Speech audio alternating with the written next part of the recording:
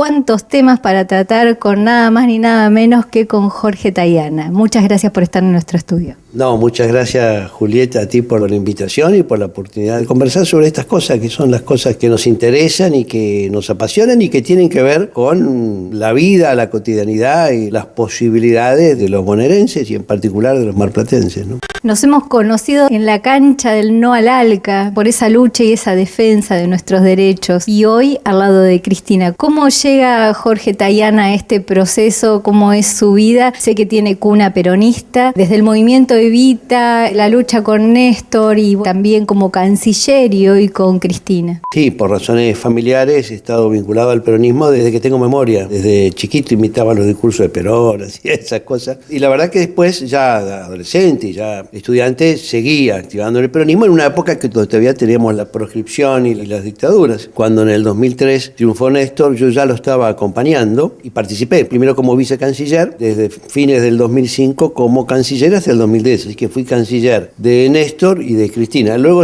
volví a la vida académica universitaria cuando dejé la Cancillería, dirijo una maestría de Democracia y Derechos Humanos y luego he sido legislador y ahora, después de estar de candidato al Mercosur en el 2015, nos encontramos con Cristina, conversamos y viendo la realidad estaba claro que había que sumarse, juntar fuerzas y tratar de participar de esta experiencia que es Unidad Ciudadana, que es la voluntad de unir a los más diversos sectores que tienen una diferencia y que se sienten perjudicados por este modelo que lleva adelante Cambiemos, que ciertamente a casi 2 años de gestión no nos puede dejar dudas, ¿no? Es un modelo que busca favorecer a una minoría que cree en una Argentina agraria, exportadora, pero que está afectando enormemente el mercado interno, el salario, la capacidad de consumo de los sectores trabajadores, la actividad del comercio y de la industria pequeña y mediana, y sobre todo está endeudando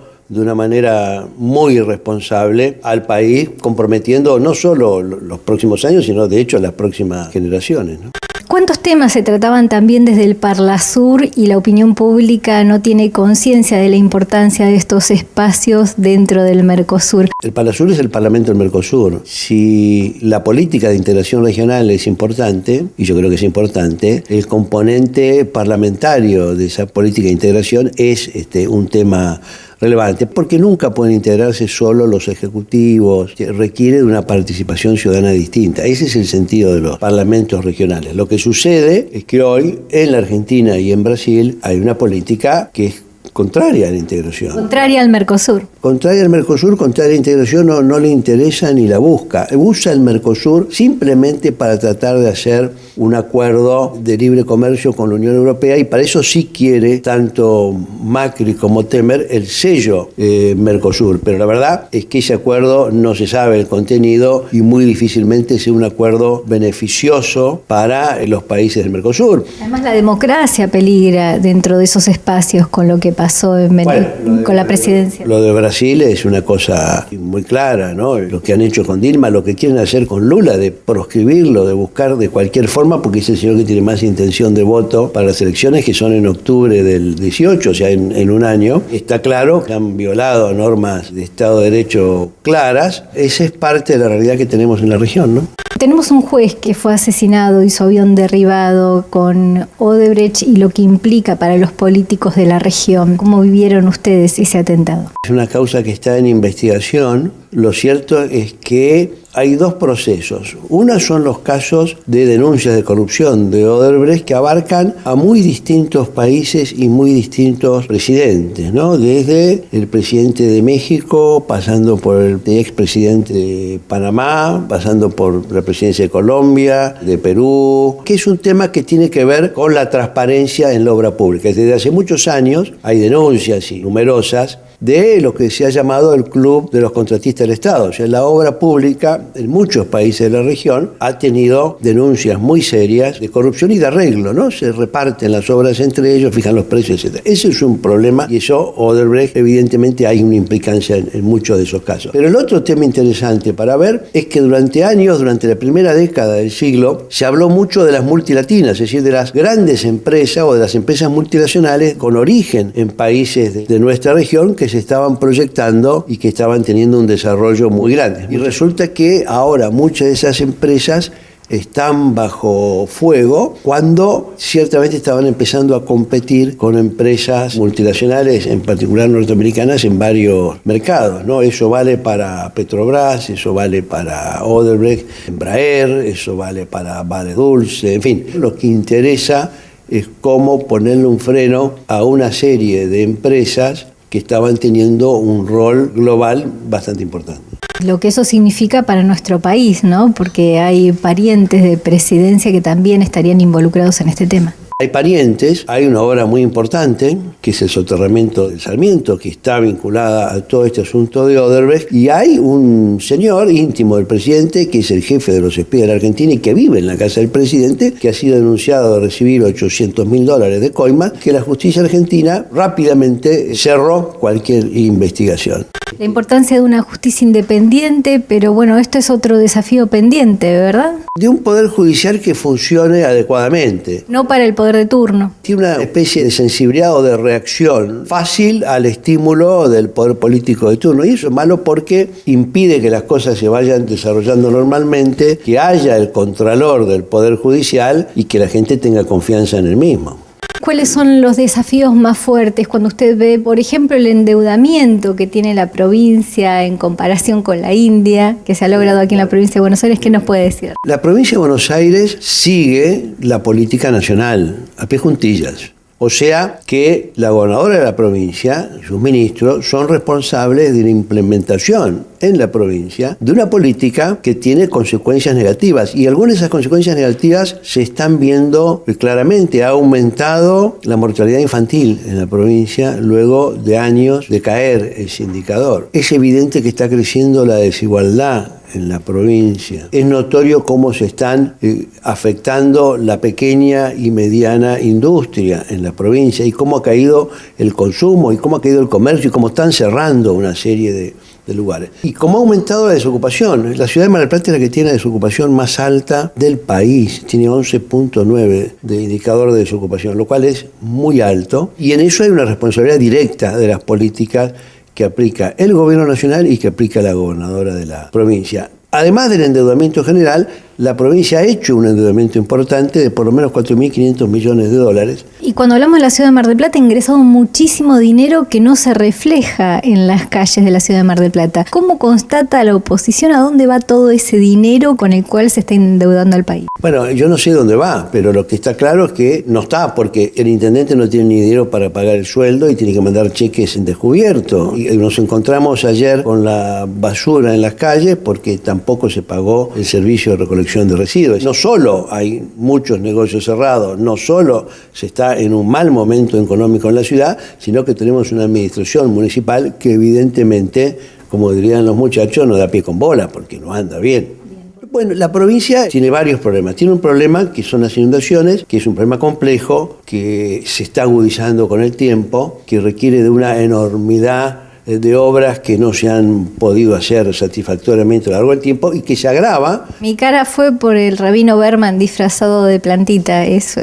Claro, pero lo que es necesario es saber que efectivamente hay un proceso de cambio climático, hay lluvias que se están haciendo más frecuentes, hay lluvias que se están volviendo más torrenciales y lo que está claro es que lo que era al principio una cuenca endorreica como era la Picasa y la inundación y la laguna que tenía, se está transformando en un espejo de agua inmenso que crece cada tanto, que a veces estanca su crecimiento, pero ahora ha vuelto a crecer. Total que tenemos entre 6 y 10 millones de hectáreas inundadas en la provincia con los efectos que eso tiene sobre la vida, porque hay gente que tiene que emigrar, hay gente que tiene que irse, sobre la producción y sobre la afectación de los campos. Hay también algunos otros temas, porque están las grandes obras, están algunas obras que no parecen haber tenido el éxito con que se pensaban y al contrario han sido más negativas que positivas, pero también hay algunas otras cosas que hay que tener en cuenta. Uno es el tipo de producción que estamos haciendo. La casi transformación de la soja en un monocultivo ha aparentemente, según dicen todos los expertos, reducido la capacidad de absorción de la tierra. El suelo absorbe menos y además, de hecho, han subido las napas, entonces el agua corre. Ha habido mucha reacción y mucha iniciativa de cada uno le tira el agua al de al lado, entonces tenemos una red de canales que son de hecho clandestinos, pero que no han sido la solución individual que como todas las cosas que busca una solución individual, termina siendo un perjuicio para el conjunto. Lo cierto es que donde voy en la provincia encuentro que lo fundamental es que hay menos dinero, porque la gente tiene menos plata o tiene una plata que le alcanza para menos cosas. Decisiones políticas nacionales de apertura que han traído consigo la destrucción de la industria nacional y menos trabajo. El incremento de las tarifas, que aquí se ve un oligopolio en todo lo que tiene que ver con las empresas de electricidad. Es una especie de tormenta perfecta, porque es, primero, hay menos dinero en la calle, hay menos poder adquisitivo, por lo tanto, hay menos demanda y hay menos consumo. O sea, cae el consumo. Si uno vende libros, en vez de vender 100 libros, va a vender 80 porque cayó la demanda de libros, porque hay menos plata para comprar libros. Segundo, de los libros que están para venderse, de esos 80,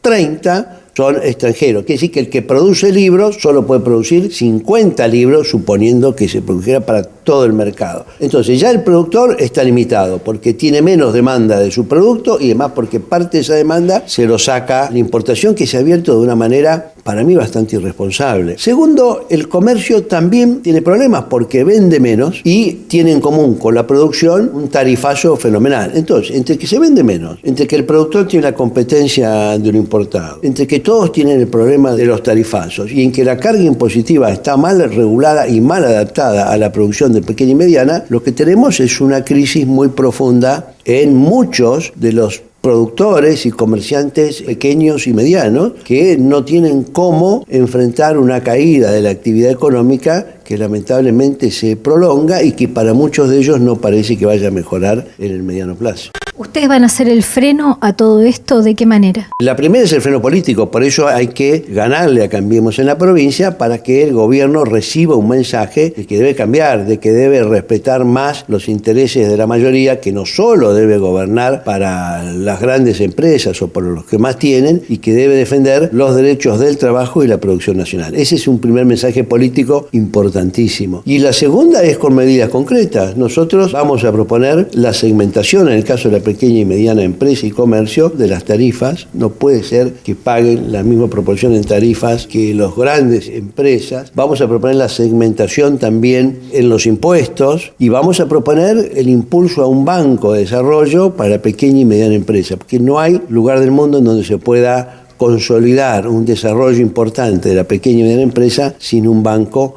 que lo respalde. Esas son algunas medidas que pensamos para responder y para paliar, además de medidas más paliativas, como puede ser la emergencia alimentaria para hacer más accesible. Con los alimentos es una cosa increíble, no puede ser que esté cayendo el consumo de leche fluida, es una cosa vital para el desarrollo de los chicos, para el de los mayores, y que nadie le parezca que esto es una cosa grave que merezca atención. Nadie dice nada, es un escándalo, porque además vemos cómo aumenta la mortalidad infantil y cómo aumentan los chicos con bajo peso. Entonces hay que hacer algo en los alimentos para hacerlo más accesibles a todos. Y respecto al sistema de salud, que se viene otra reforma. Esa es una Pesadilla nueva. Es una pesadilla, porque van a crear el sistema universal, así lo llaman, cuando en realidad hoy hay acceso universal a la salud gratuita para todos. Toda persona que vaya a un hospital tiene que ser atendida y se tiene que dar un turno y tiene que tener todo el tratamiento que corresponde. Esto que ellos llaman sistema universal en realidad es una engaña pichanga, porque lo que van a hacer es dar solo cobertura a algunos tratamientos y para eso van a usar plata de las obras sociales. Le van a sacar plata a los trabajadores, que es la plata de las obras sociales, para ponerlas en un sistema que llaman universal y que lo único que no va a ser es universal, porque está pensado para limitar la asistencia a 4 o 5 cosas básicas y el resto, páguelo, señor.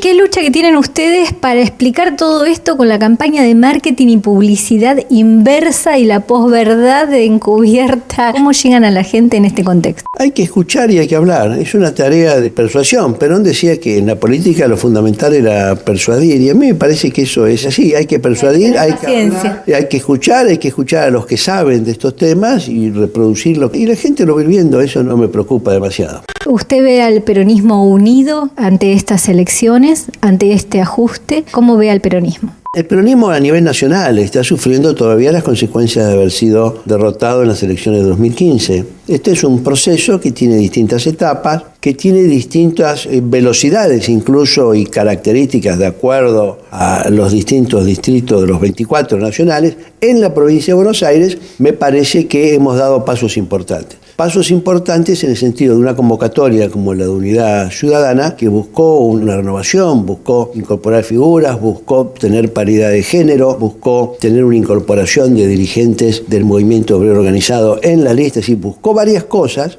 Con la mayoría de los dirigentes del peronismo, el 13 de agosto demostró un elemento adicional, y es que el 90% del voto y del pueblo peronista acompañó a Unidad Ciudadana. Hay peronistas que estuvieron obviamente en otras listas y apoyando otras listas, y nosotros entendemos que ahora hay una opción clara. El 22 de octubre el objetivo principal es hacer triunfar al peronismo, darle este mensaje de limitación al gobierno, un mensaje claro de que debe cambiar, y eso solo se puede hacer si se derrota electoralmente a Cambiemos. Y la única fuerza que puede derrotar electoralmente a Cambiemos hoy en la provincia de Buenos Aires es Unidad Ciudadana. Así que yo convoco a todos los peronistas y a todos los que provienen de otros sectores, radicales, socialistas, independientes, aún votantes del PRO, que confiaban en un cambio, que vean los resultados y que por lo tanto apoyen una propuesta que evite darle un cheque en blanco a Cambiemos y que en cambio le mande un mensaje muy nítido de que debe respetar el trabajo y la producción nacional. Le agradezco muchísimo el tiempo que me ha brindado. Sé que puedo hablar con usted 2 horas más, que va a tener tela para darme, para trabajar y construir y confeccionar tranquila. Pero bueno, le agradezco, sé que tiene una agenda muy apretada, el tiempo que nos ha brindado ha sido muy amable. No, muchas gracias, Julieta, y un saludo grande a todos los marplatenses.